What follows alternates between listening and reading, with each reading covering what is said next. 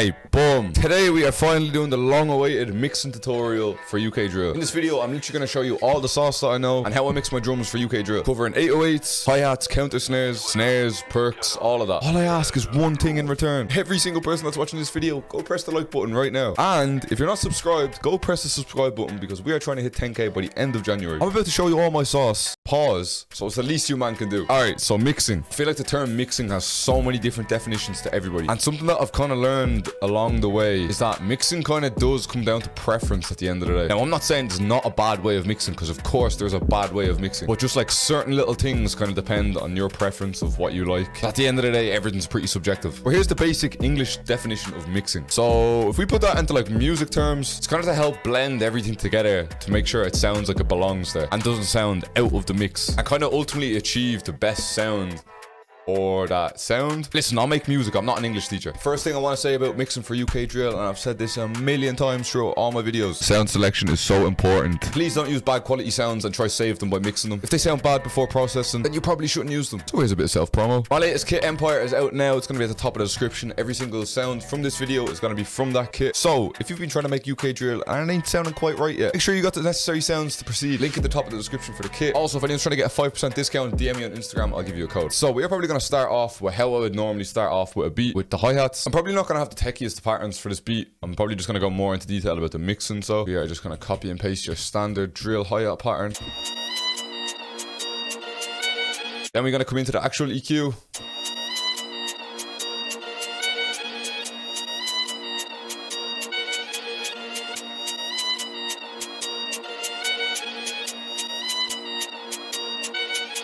Probably going to boost it something like that. Again, this EQ will probably depend on your own hi-hat sample. Normally tend to boost the high end of your hi-hat to make that kind of cut through the melody a little bit nicer. If you're watching this video now, don't just copy down my EQs. Try boost your high end a little bit. Try boost other frequencies. Maybe cut some certain frequencies. Always experiment with EQs. The next thing we're going to add is fruity dist. We are going to turn the pre all the way up, turn the threshold down. And that's pretty much it. And then you want to come over and you want to turn the mix all the way down. I probably normally put to like 10% or something. Because if I put that all the way up, fruity fast dist makes the hi-hat kind of like cut through the mix a little bit more. But obviously you don't want this mix turned up fully because it's way too loud. So you kind of just want to adjust the mix on it until it hits like a sweet spot for you. I think right now we're sitting around 17%. Possibly even 16.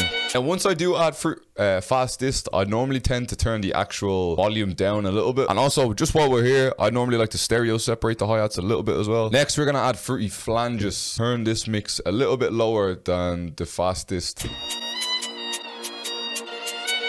And then the very last thing that I put on it is a fruity delay. We want to put it to the time of 1. I want to turn the cutoff down. I want to turn the volume down. I want to turn this volume right down. I want to put it on ping pong mode, and you either want to turn it all the way left or all the way right. It sounds like this. As you can tell, there's like a little echo effect of the hi-hat. Again, you can adjust this to whatever volume you want. I just want that extra little texture that you probably can't even hear when the melody's playing. So for me, this is all I put on my mixer channel for hi-hats. So next on the list is velocity. This is where adjusting velocities for every note really help the mix and the bounce of the entire beat.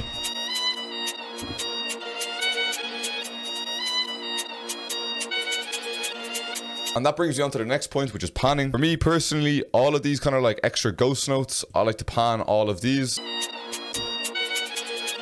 But yeah, don't forget about your velocities, don't forget about your panning. Next on the list is layering. I think this is something that is heavily slept on and people don't do enough of. Layering your sounds is so key, especially in UK drill and especially for hi-hats, counter snares, all of this. Layering your sounds makes everything sound so much colder. So I've just taken another 2 counter snares, and when layering, I like to add like a delay onto one of the layered hats. So if you don't know what I mean by this, you come into the actual hi-hat sample, you click the spanner, and then down here in the echo delay, you can mess around with the time of the delay and the feedback of the delay. Alright, so literally after a bit of messing around, we've just come up with this second kind of hi-hat pattern. Again, as you can see, I've adjusted all the velocities. My layered hi-hats, I like to pan these completely because you have your main hi-hat that's always kind of hitting through the middle, and on your layered ones, it's kind of giving more stereo sound.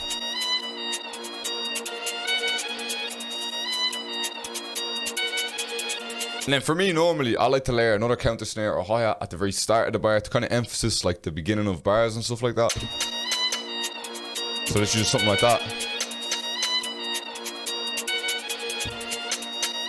This is something that I don't really worry about at all. Now, not that I don't worry about it, but some people think like your levels have to be like hitting like a certain decibel or shit like that. I literally never look at what decibel something is, or if something's meant to be this decibel, blah, blah, blah. I don't do that. I just use my ears. And I've kind of already adjusted the velocity accordingly in the piano roll. So to be honest, the levels right now are fine. And I'm quickly going to go through how I would mix like a heavier kind of counter snare like this. I'm going to go straight to radiator. We're going to click put it onto clean. We're going to turn down the bass a little bit. We're going to up the treble, and we're going to up the input. Next, I'm going to get an EQ.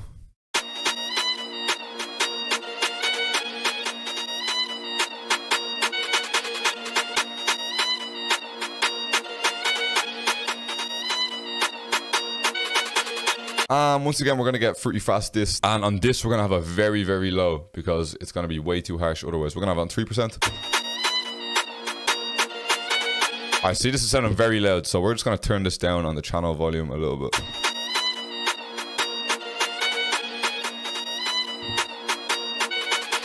I might also turn the stereo up a little bit on it. Alright, next is the snare. For the snare, you want to think about the mixer channel effects. You want to play around with the out knob. You want to think about pitching it up or down. And you also want to think about layering. The first thing that I always add to my snare is Camel Crusher. And this is shout out to Camshot. He told me about this preset and to use it on snares. He's low-key king snare. So if he's doing it, you probably should too. Use the preset More Beef. I'm going to play the snare without Camel Crusher on. And now this is with Camel Crusher on.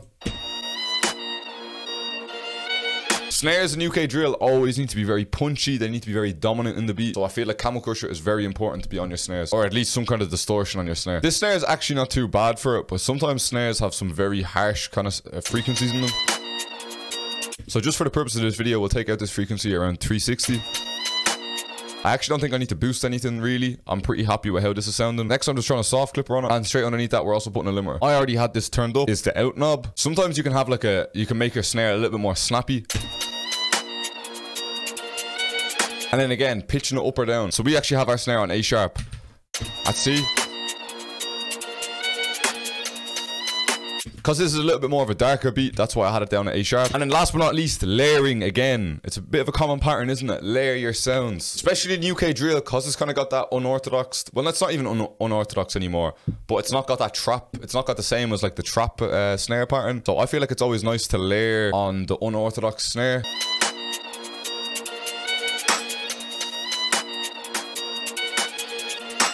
Alright, next is the kick. To be honest, the kick is probably what lets me down the most in my mix. I haven't really found a kick mix that I really like. I had one a while ago. I'm starting to not really like it anymore. So literally all I'm doing at the moment is just turning my kick up to 100%. I've got a soft clipper on the master, that's it. If you don't have a soft clipper on the master, make sure you got a soft clipper on your kick. But to be honest, I would recommend putting a soft clipper on the master. If you're not putting a soft clipper on the master, I presume you've probably got Maximus or something else like that. And sometimes if it's still not hitting hard enough, you can always come into this boost knob in here as well. Put it up maybe 1 or 2%. But I think 1 or 2% on this is going to like blow it way out of proportion. Yeah, you don't really want your kicks sounding like that. And then once again, we can come in and pitch them. You can pitch your kick down. That's a little bit too low.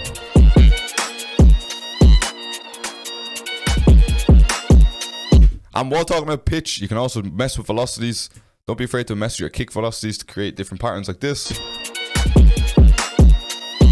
Alright, next. This is the one that everyone has been waiting for. This is the 808, how to mix UK drill 808s. Now, one thing I will say, I have a whole video dedicated to 808s on UK drill. If you haven't seen that already, I would suggest going to watch that first. I will leave that in the description. Or if you just want to go into my channel, it's probably uploaded like 2 or 3 weeks ago, I think. Where in that video, I talk more so about the positioning of 808 notes. In this one, I'm going to talk a little bit more just so about the mix. But between this and the other video, I pretty much have covered everything you need to know about 808s for drill. We're just going to put in very basic notes for now. I will add some slides to it, but I just want everyone to hear how the 808 sounds unmixed.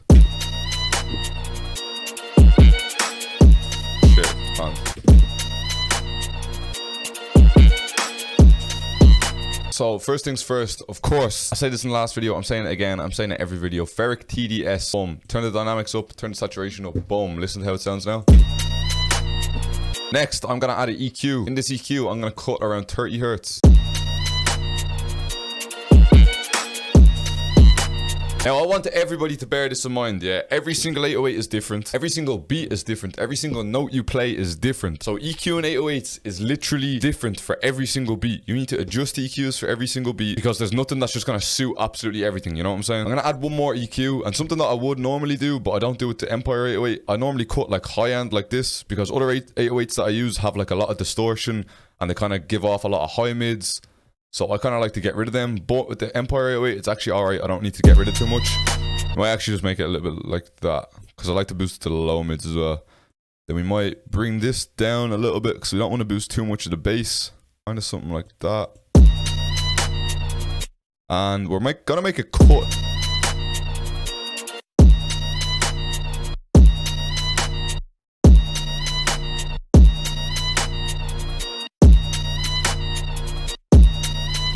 Probably around there.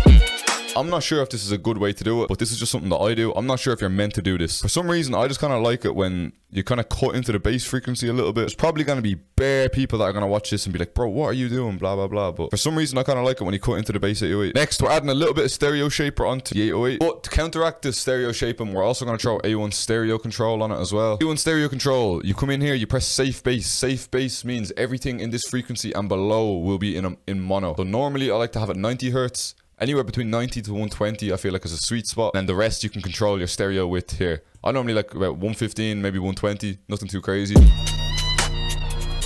that's like that.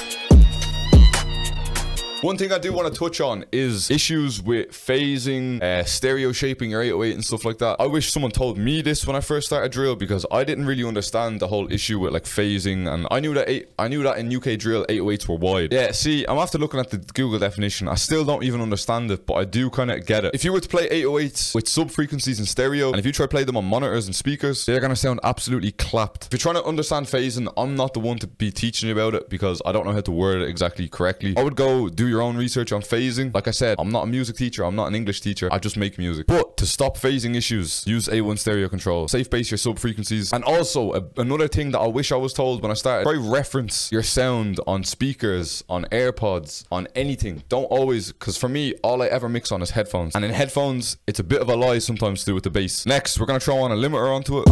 With the limiter, we're literally just gonna drag it to the top just here. It's because when we add slides, we don't want slides to go louder than the actual root note. Next, I'm gonna show you one little techie bit of sauce that I add to it as well. We are gonna add reverb to our 808. And if you're like a trap producer or something, you're probably like, what the fuck? But yeah, we're gonna add reverb. We're gonna turn down the bass like that. And we're also gonna come down to the mix and probably turn it to like there. Alright, so I just made a pattern with some slides and stuff like that. I'm going to play this with the 808 that's unmixed.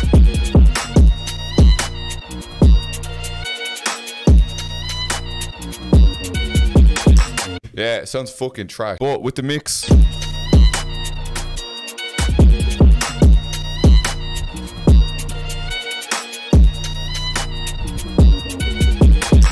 Boom. If you haven't clicked the like button by now, please click the like button, man. I'm showing you everything that I know. And like I said, if you're trying to learn about slides and stuff like that, do go watch my other 808 video. Alright, last but not least is percs. And to be honest, I don't think percs are that techie. Throw on a little bit of reverb and probably a little bit of delay with the time of 8 onto it.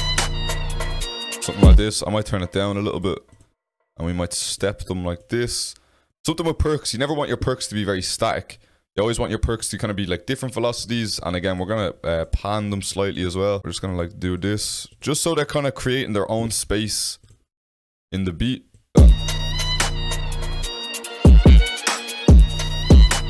On the perc as well, on the stereo separation, I like to put my percs pretty stereo as well. Maybe like 40% stereo separation. I'm going to take all these off their mixer tracks and I'm going to play them.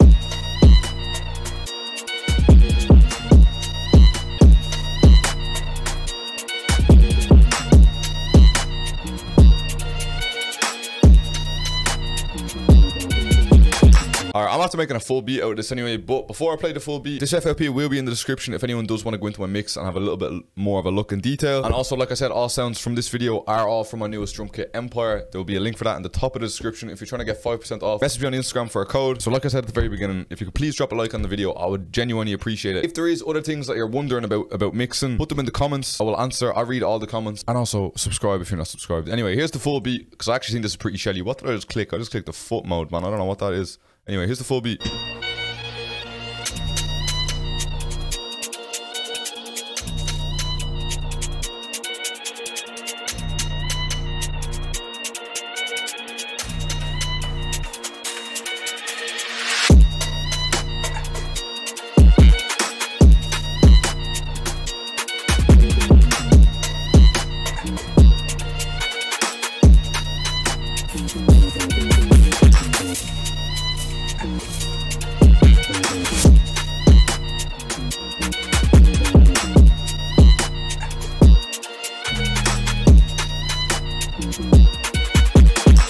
And then we just added a halftime section into it.